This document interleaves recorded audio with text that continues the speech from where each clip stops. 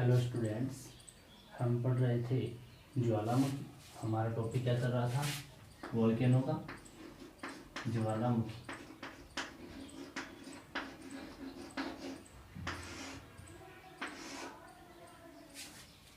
हम ज्वालामुखी के अंदर इसकी संरचना को देखा था, उद्गार को देखा कि उद्गार के समय क्या क्या इसमें से कौन से पदार्थ बाहर निकलते हैं। जो पृथ्वी के आंतरिक भाग से 3 रूपों में हमने चर्चाएं की, जिसमें गैस की हमने बात की, जिसमें हमने विखंडित पदार्थ ठोस पदार्थों की चर्चा की, जिसमें तरल पदार्थ की बात की। ठीक है, इसके बाद हम जो पढ़ने जा इसके बाद हम जो पढ़ने जा रहे हैं वो जो उद्गार या हम इसके जो ज्वालामुखी है उसके प्रकार पढ़ते हैं, उसको हम 2 रूपों में पढ़ते हैं। जो ज्वालामुखी के जो प्रकार होते हैं उनको हम 2 रूपों में पढ़ते हैं। एक तो पढ़ते हैं हम उसकी सक्रियता के आधार पर, जो उद्गार है उसकी सक्रियता के आधार पर पढ़ते हैं। एक भौतिक और रासायनिक गुण होते हैं, उनके आधार पर पढ़ते हैं। तो 2 रूपों में पढ़ेंगे इसके प्रकारों को, यानी इसके जो प्रकार हैं प्रकारों को हम 2 रूपों में पढ़ते हैं। एक तो किस रूप में पढ़ते हैं? सक्रियता के आधार पर, सक्रियता के आधार पर। ठीक है, एक हम पढ़ते हैं भौतिक व रासायनिक गुणों के आधार पर, गुणों के आधार पर। समझे बात? पहले तो हमने क्या पढ़ा था? इसकी संरचना, उसका उद्गार देखा था कि इसके उद्गार में क्या क्या निकलता है। गैस है, विखंडित पदार्थ है, तरल जो पदार्थ है वो निकलते हैं। और अब जो पढ़ रहे हैं वो ज्वालामुखी के जो प्रकार हैं उनको पढ़ रहे हैं। तो ज्वालामुखी के प्रकारों को हम 2 रूपों में पढ़ते हैं। एक तो सक्रियता के आधार पर पढ़ते हैं और एक भौतिक व रासायनिक गुणों के आधार पर पढ़ते हैं। सक्रियता के आधार पर यानी उसका जो उद्गार होता है वो निकलता है किस किस रूपों में, उसको हम 3 रूपों में पढ़ते हैं। कितने रूपों में पढ़ते हैं? 3 रूपों में पढ़ते हैं। ठीक है, 3 रूप कौन कौन से हैं? एक तो यहाँ पे सक्रिय ज्वालामुखी, कौन सी होगी? सक्रिय, या इसको जागृत ज्वालामुखी भी कह सकते हैं, जागृत ज्वालामुखी। ठीक है, एक होती है यहाँ पे, दूसरे क्रम में यहाँ पे प्रसुप्त या सुषुप्त भी बोलते हैं इसको, सुषुप्त, सुषुप्त, या इसको डोरमेंट भी बोलते हैं, डोरमेंट। ठीक है, ज्वालामुखी। इनकी हम चर्चाएं करेंगे। एक होती है तीसरे क्रम में जो होती है ज्वालामुखी, वो होती है शांत ज्वालामुखी। कौन सी होती है? शांत ज्वालामुखी। ये तो हम बात करेंगे सक्रियता के आधार पर। किसके आधार पर बात करेंगे? सक्रियता के आधार पर बात करेंगे। फिर हम जो भौतिक और रासायनिक गुणों के आधार पर जो वर्गीकरण करेंगे उसको हम 2 रूपों में पढ़ेंगे। इसको 2 रूप कौन कौन से हैं? एक तो हम केंद्रीय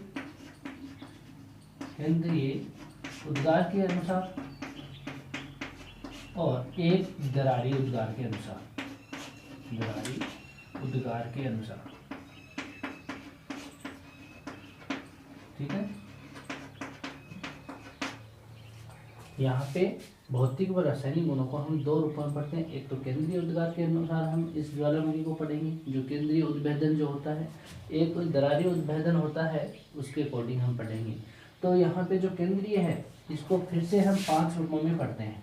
जो ये केंद्रीय है इसको हम कितने रूपों में पढ़ते हैं? 5 रूपों में।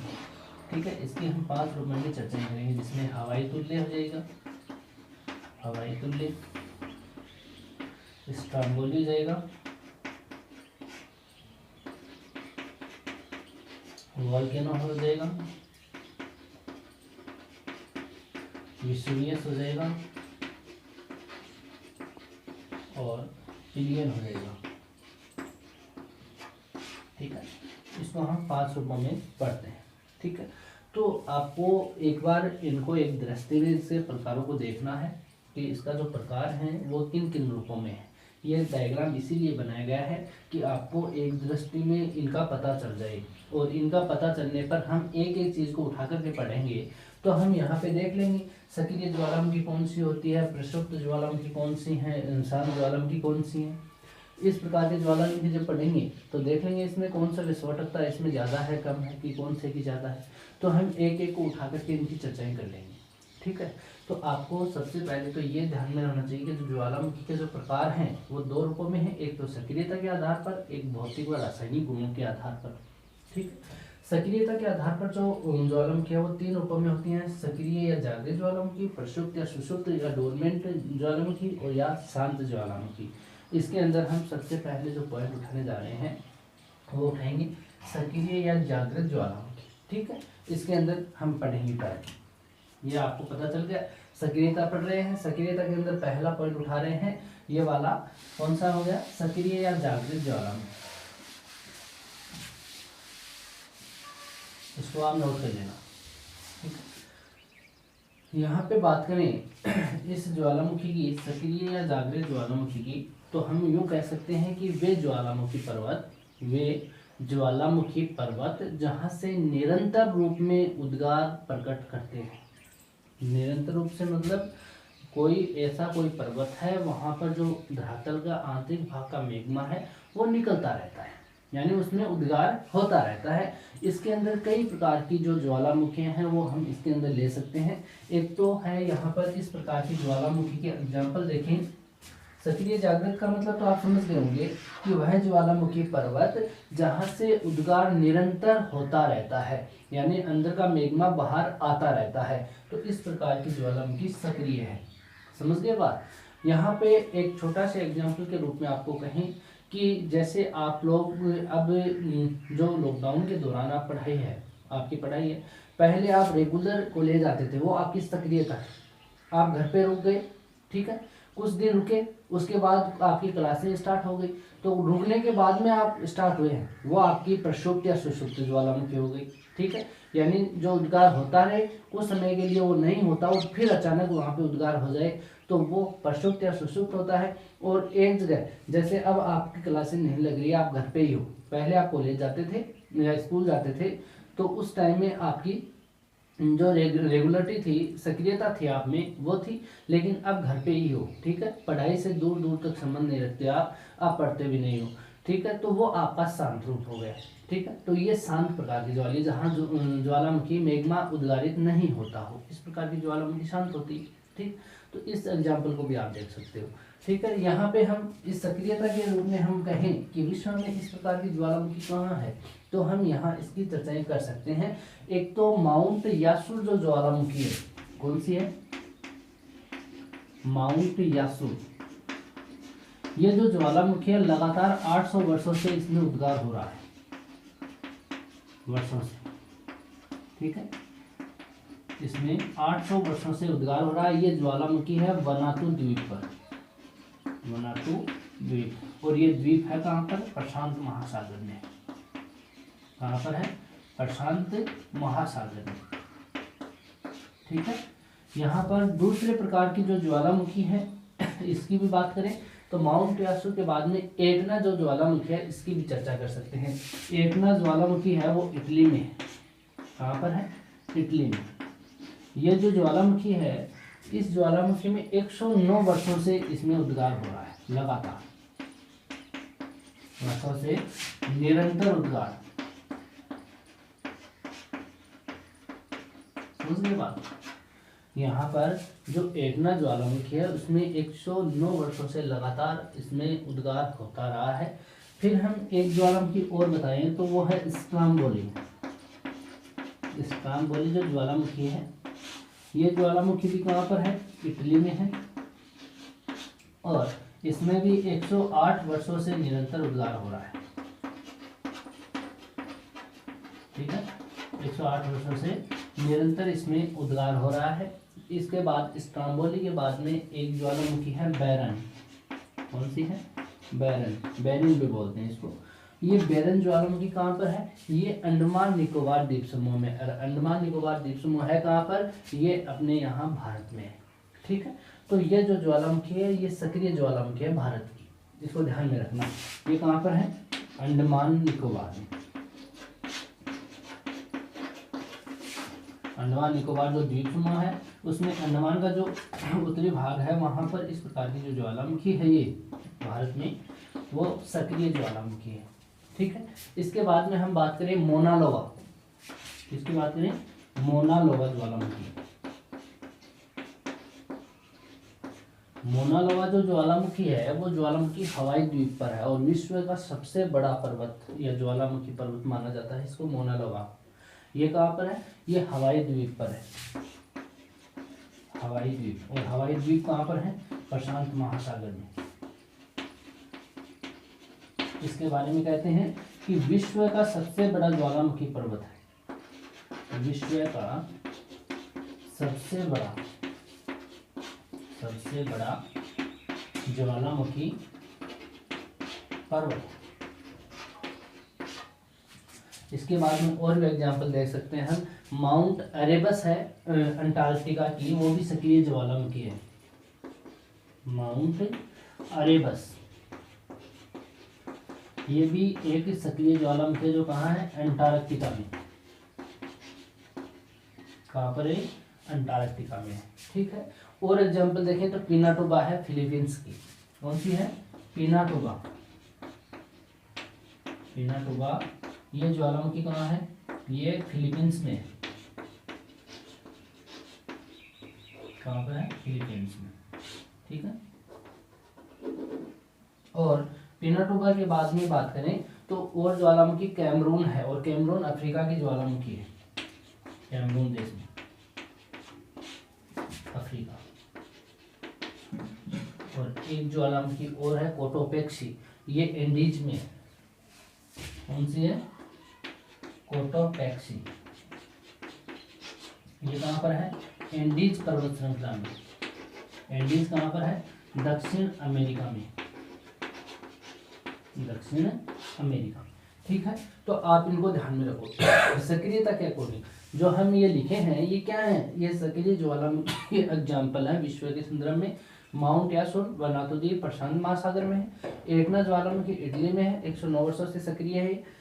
स्ट्राम्बोली है वो इटली में है। इस स्ट्राम्बोली को यहाँ पे सक्रिय 108 वर्षों से है। इसका जो प्रकाश है वो भूमध्य सागर में जो सिसिली द्वीप है वहाँ पर इसको देखने में मिलती है ज्वालामुखी। वहाँ पर हमेशा लाइट की तरह वो चमकता रहता है, जिसके कारण इसको क्या कहते हैं? भूमध्य सागर का प्रकाश स्तंभ भी कहते हैं। ध्यान रखना, ये सक्रिय ज्वालामुखी है। बैरन अंडमान निकोबार में अपने भारत से संबंधित मानी जाती है। बैरन ज्वालामुखी जो सक्रिय ज्वालामुखी है। मोना लोवा जो है पर्वत है ये हवाई द्वीप पर, यानी एक द्वीपीय पर्वत है। यहाँ पर हम कह सकते हैं प्रशांत महासागर में उत्तर अमेरिका के पश्चिम में जो द्वीपीय क्षेत्र है उनको हम हवाई द्वीप बोलते हैं, वहाँ पर ये मोना लोवा ज्वालामुखी है। माउंट एरेबस की बात करें तो अंटार्कटिका जो महाद्वीप है वहाँ पर निकलने वाली जो ज्वालामुखी है माउंट एरेबस। और ये जो ज्वालामुखी है पिनाटुबा फिलीपींस में है। कैमरून अफ्रीका में है। कोटोपेक्सी एंडीज में है, जो एंडीज पर्वत श्रृंखला है दक्षिण अमेरिका की पश्चिमी तट पर। वहाँ पर कोटोपेक्सी विश्व की सबसे बड़ी ऊंची जो सक्रिय ज्वालामुखी है वो कोटोपेक्सी है एंडीज में। ठीक है, इसको आप ध्यान में रखोगे। यहाँ कोटोपेक्सी के रूप में आप लिख सकते हो विश्व की सबसे ऊंची सक्रिय ज्वालामुखी। इसके बाद हम बात करेंगे प्रक्षुब्ध प्रकार की जो ज्वालामुखी है जिसको डोरमेंट बोलते हैं। प्रक्षुब्ध प्रकार की ज्वालामुखी वो होती है, जैसे हम बात करें ये सर्वाधिक रूप से विनाशकारी होने वाली जो ज्वालामुखी है उसको गिनती में इसको काउंट करते हैं। किसको? प्रक्षुब्ध प्रकार की ज्वालामुखी को। इसको भी देख लेते हैं इसमें कौन कौन से एग्जाम्पल है, आप इनको ध्यान में रखना है आपको। यहाँ पे प्रक्षुब्ध प्रकार की जो ज्वालामुखी है ये सबसे विनाशकारी होती है, क्योंकि कुछ समय इसका जो अंतराल के बाद में अचानक शांत रहने के बाद में अचानक इसमें विस्फोट होता है, जिसके कारण क्या होता है वहाँ पर जो उस शांत अवधि में जैसे कोई क्षेत्र मानो कहीं पर ज्वालामुखी उद्गारित हो गई। ठीक है, अब कुछ समय के लिए वहाँ पे कोई ज्वालामुखी नहीं है, वहाँ पे शांत क्षेत्र हो गया। उस शांत क्षेत्र में उस शांत अवधि के अंदर वहाँ पर अधिवास स्थापित हो जाते हैं, यानी सघन अधिवास हो जाएंगे। सघन जनसंख्या वहाँ पे रहना स्टार्ट कर देगी। क्यों? क्योंकि उस क्षेत्र में तो ज्वालामुखी आ ही नहीं रही, तो वहाँ पे कोई दिक्कत नहीं है, इसलिए वहाँ पे अधिवास होते हैं वो स्थापित हो जाते हैं। अब कई सालों के बाद में जब वहाँ ज्वालामुखी विस्फोटित होती है तो वहाँ संपूर्ण जो बस्तियाँ हैं जो भी बस्ती वहां पर अधिवास स्थापित हुए थे, जो मानव वहां पे सघन मानव रहना स्टार्ट किया था, वो सारे का सारा नष्ट हो जाता है। इसलिए सबसे ज्यादा नुकसान जो करती है वो प्रक्षुब्ध प्रकार की ज्वालामुखी ही करती है। तो हम दूसरे क्रम में किसको पढ़ रहे हैं, प्रक्षुब्ध या डोरमेंट,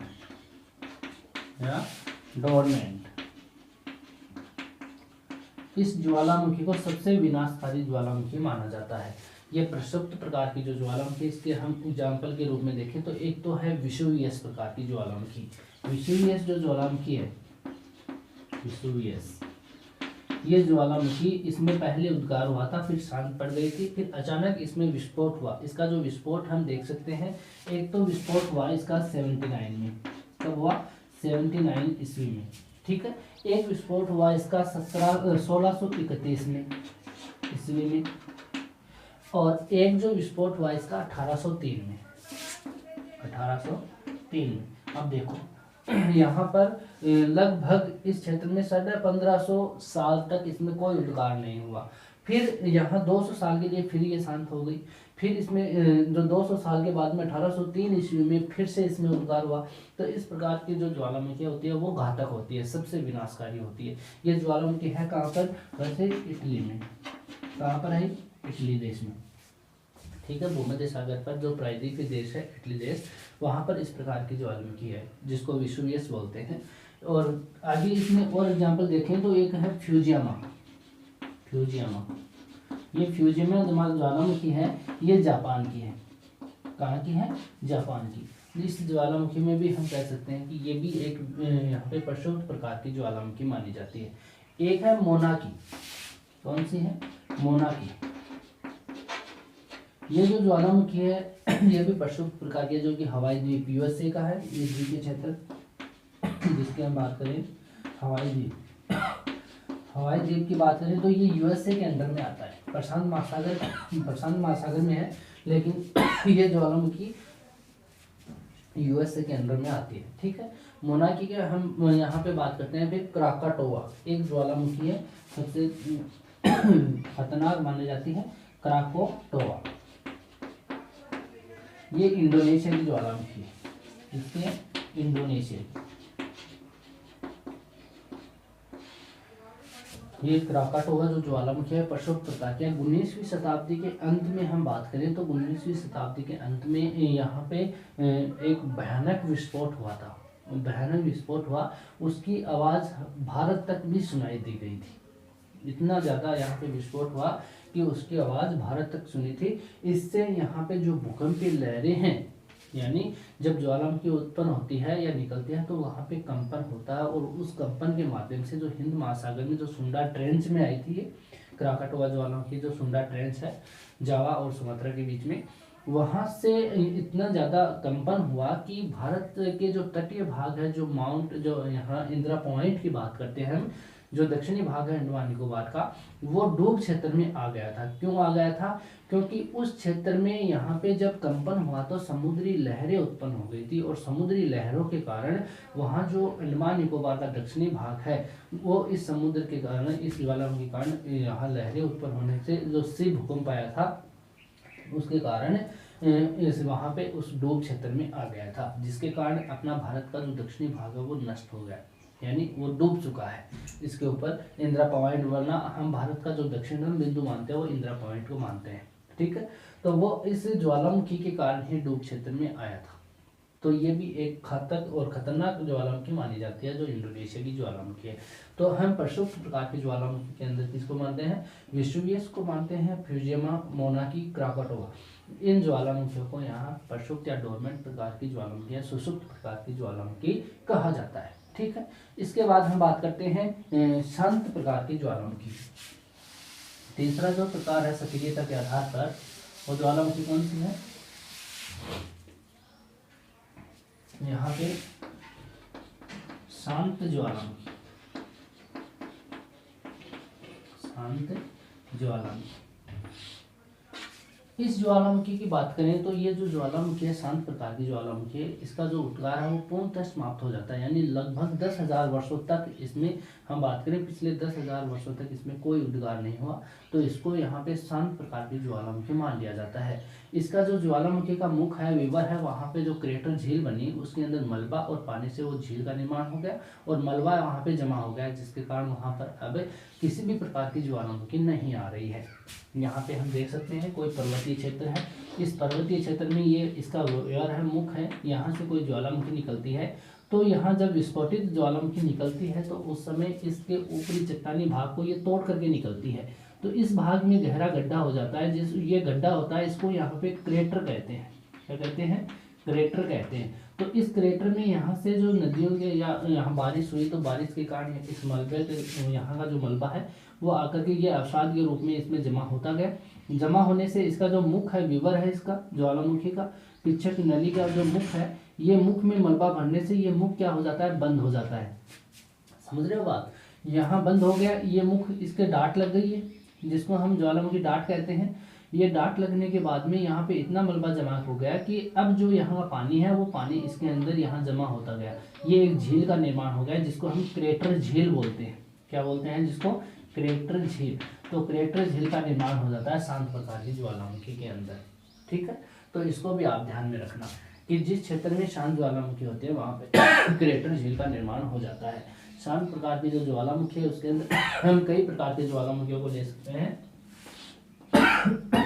इसके अंदर कौन कौन सी ज्वालामुखी है? हम कह सकते हैं सेंट आर्थर सीट, ये ज्वालामुखी है सेंट आर्थर्स।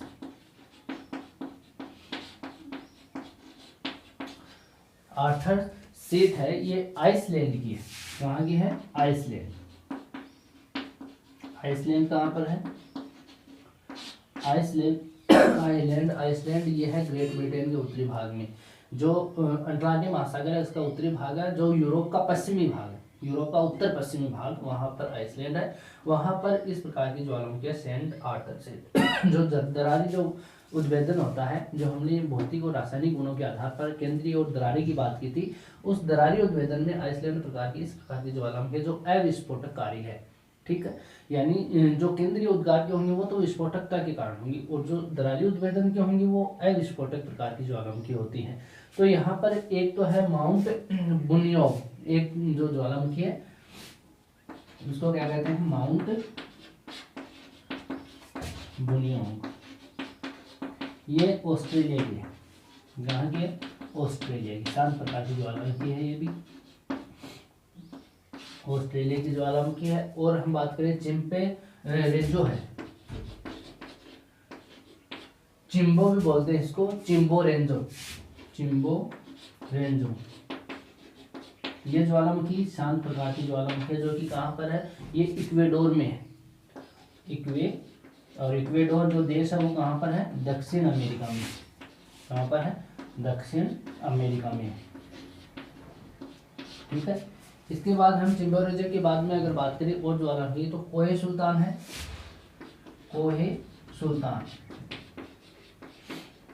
कोहे सुल्तान है, ये ईरान की है। आगे है ईरान, जो अरब कंट्रीज का देश है ईरान, उसकी है। देवबंद है, देवबंद, देवबंद भी ईरान की है। यहाँ पे कोहे सुल्तान, देवबंद, माउंट पोपा है म्यांमार की। ये ईरान फारस में फारस की बोलते थे पहले इसको। ठीक है, यहाँ पे माउंट पोपा, माउंट पोपा ये म्यांमार की है। म्यांमार, बर्मा, भारत का जो पूर्वी पड़ोसी देश है जो कि म्यांमार, जिसको हम पहले बर्मा बोलते थे, उस देश में भी माउंट पोपा प्रकार की ज्वालामुखी जो शांत प्रकार की ज्वालामुखी है। ठीक है, यहाँ पे एक ज्वालामुखी और है जो माउंट किलिमंजारो है। माउंट किलिमंजारो, किलिमंजारो ये ज्वालामुखी तंजानिया में है, और तंजानिया जो देश है वो देश अफ्रीका में है। कहाँ पर है? अफ्रीका में। ठीक है, इसके बाद में एक नारकोंडम भी है। कौन सी है? नारकोंडम, नारकोंडम ये भारत की है, और भारत में कहाँ है? अंडमान निकोबार, अंडमान निकोबार। तो भारत के अंदर दो प्रकार के ज्वालामुखी, एक तो शांत है और एक सक्रिय ज्वालामुखी है। सक्रिय में तो बैरन ज्वालामुखी है अंडमान में, और नारकोंडम भी अंडमान में है। तो ध्यान रखना, नारकोंडम है वो तो है शांत प्रकार की ज्वालामुखी भारत की, और बैरन है वो सक्रिय प्रकार की या जागृत ज्वालामुखी मानी जाती है। तो शांत में कौन कौन सी होगी? सेंट ऑर्थर सीट होगी आइसलैंड की, माउंट बुन्योंग होगी ऑस्ट्रेलिया की, चिम्बोरेजो होगी इक्वेडोर की दक्षिण अमेरिका में है, कोहे सुल्तान ईरान की हो गई, देवबंद ईरान की हो गई, माउंट पोपा म्यांमार की हो गई, माउंट किलिमंजारो तंजानिया अफ्रीका की हो गई, नारकोंडम भारत की हो गई अंडमान निकोबार में। ठीक है, तो ये सक्रियता के अकॉर्डिंग हमने 3 प्रकार देख लिए हैं, जिसके अंदर कौन कौन से नाम दिए हमने? एक तो सक्रिय जागृत ज्वालामुखी, एक प्रक्षुब्ध या सुषुप्त ज्वालामुखी, एक शांत प्रकार की ज्वालामुखी। इनकी चर्चा हमने कर ली है। फिर हम दूसरा रूप देखेंगे भौतिक व रासायनिक गुणों के आधार पर।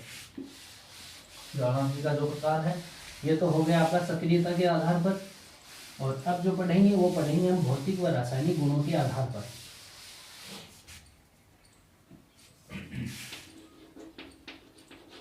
भौतिक व रासायनिक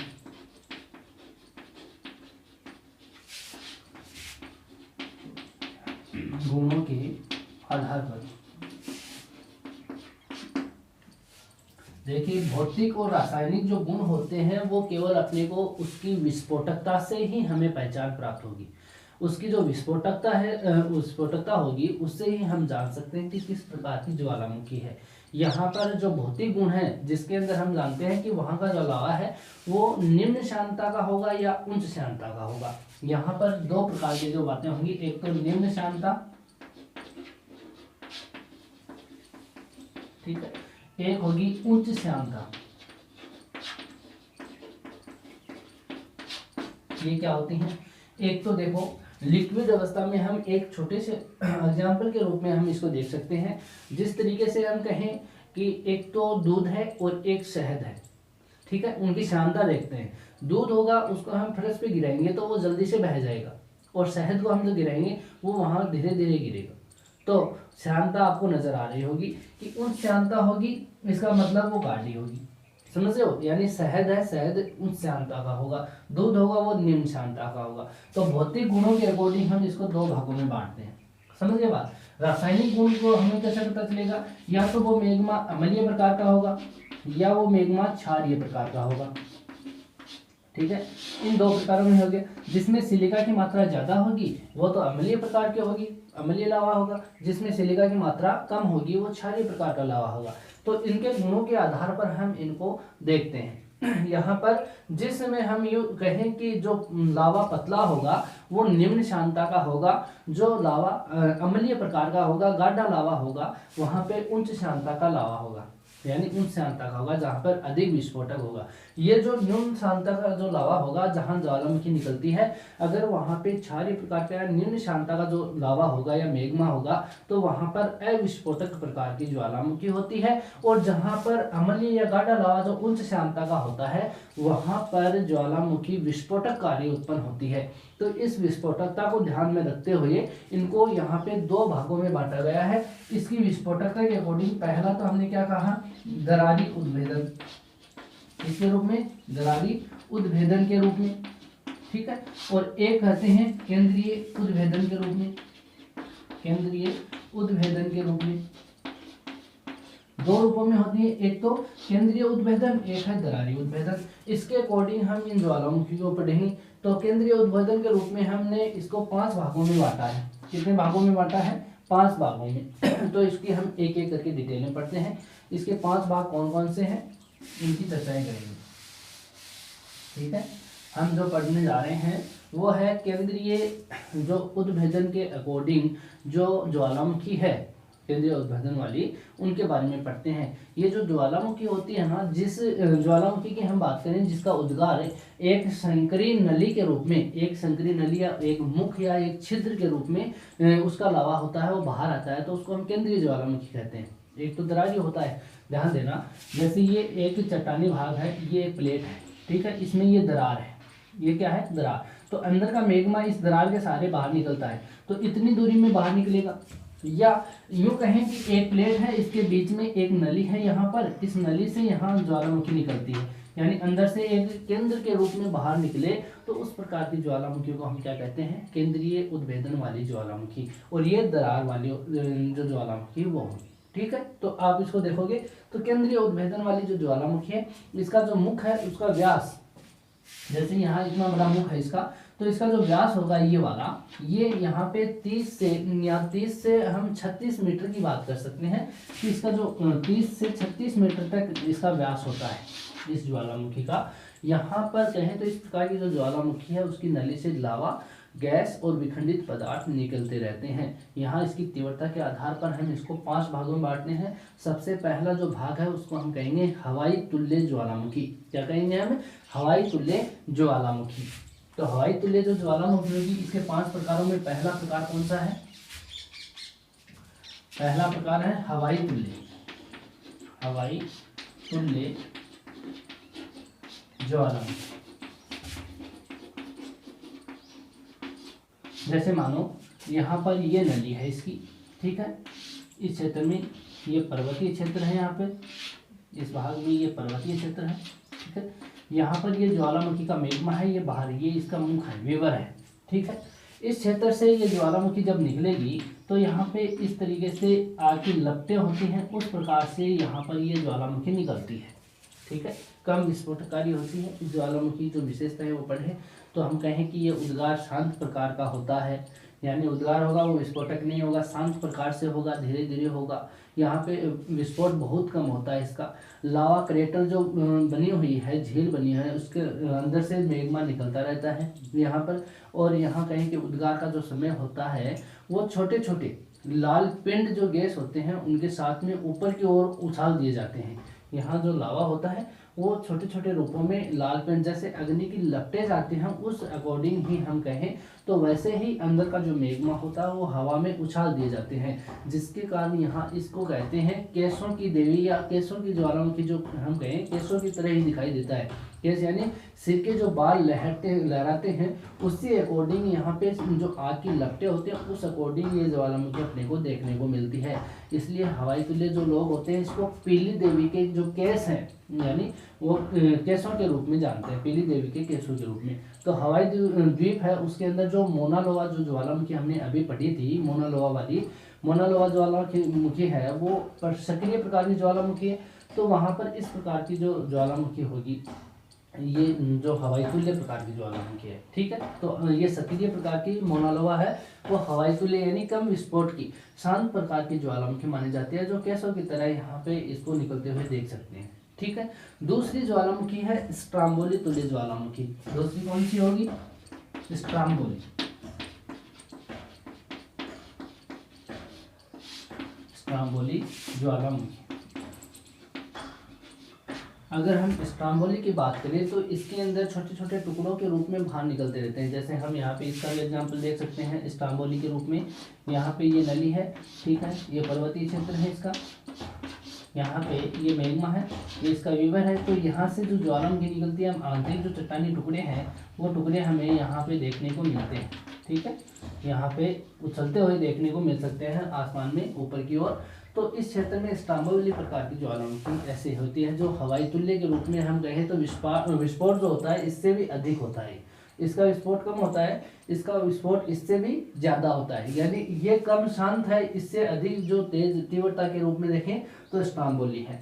ये स्ट्राम्बोली है कहाँ पर, ये है जो इटली देश है, इटली देश में जो भूमध्य सागर तटवर्ती क्षेत्र है वहाँ पे सिसिली द्वीप के उत्तर में एक द्वीप है लिपारी द्वीप, उस द्वीप पर इस प्रकार की ज्वालामुखी देख सकते हैं, जिसको हम यहाँ पे भूमध्य सागर का प्रकाश स्तंभ भी कहते हैं, ठीक है। यहाँ मैप में देख सकते हैं इसको कि इस भाग के अंदर ये जो ज्वालामुखी है ये भूमध्य सागर है, भूमध्य सागर में ये इटली देश है, इसके अंदर यहाँ पर ये जो द्वीप है इसको तो सिसिली द्वीप बोलते हैं। क्या बोलते हैं, सिसिली द्वीप। ध्यान देना, इस सिसिली द्वीप के उत्तर में एक छोटा सा द्वीप है, यहाँ पर इस क्षेत्र में यहाँ पर एक द्वीप है, इसको बोलते हैं लिपारी द्वीप। क्या बोलते हैं, लिपारी द्वीप। इस लिपारी द्वीप पर ही ये स्ट्राम्बोली है, यानी ये इस क्षेत्र में है भूमध्य सागर में, लिपारी द्वीप पर स्ट्राम्बोली ज्वालामुखी, जिसको भूमध्य सागर का प्रकाश स्तंभ भी कहा जाता है, इसको ध्यान में रखना आप, ठीक है।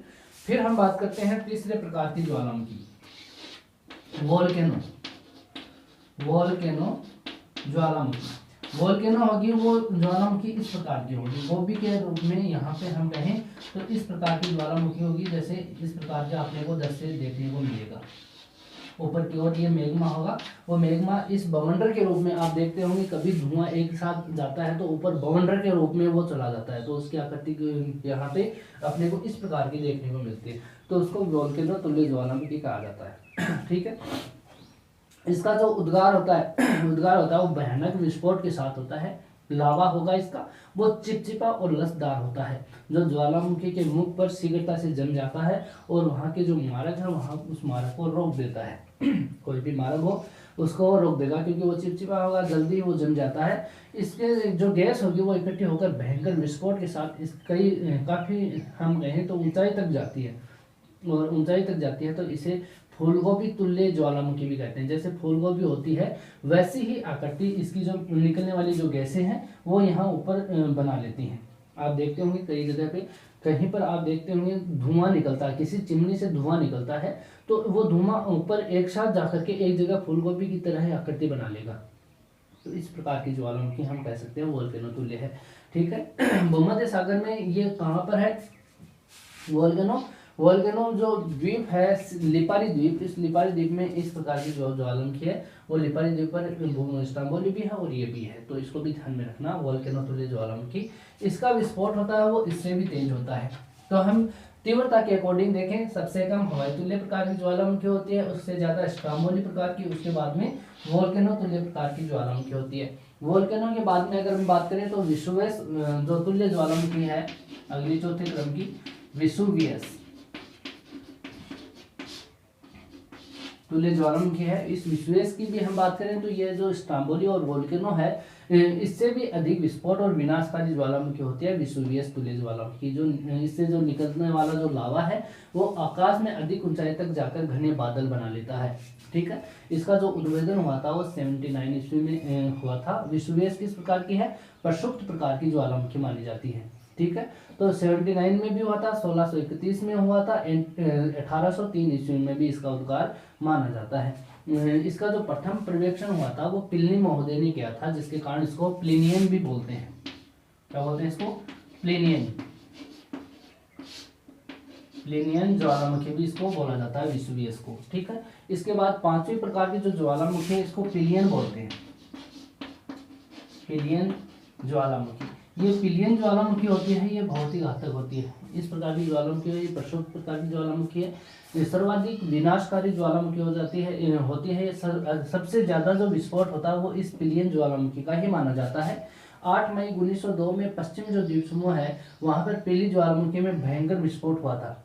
ठीक है, इसलिए इसको पिलियन ज्वालामुखी भी कहते हैं। ऐसे जो विस्फोट हुआ था वो शंकु का जो ऊपरी भाग होता है उसको नष्ट कर देता है। शंकु का मतलब जो पर्वतीय क्षेत्र होता है, इस प्रकार का ये पर्वतीय क्षेत्र शंकु के आकार में है, तो इसका ये ऊपरी भाग है इसको पूरे को नष्ट कर देता है जब ये ज्वालामुखी निकलती है। तो इस प्रकार की ज्वालामुखी जैसे 1883 में यानी 19वीं शताब्दी के अंत में 1883 में जो कराकाटोवा ज्वालामुखी आई थी, कौन सी, कराकाटोवा,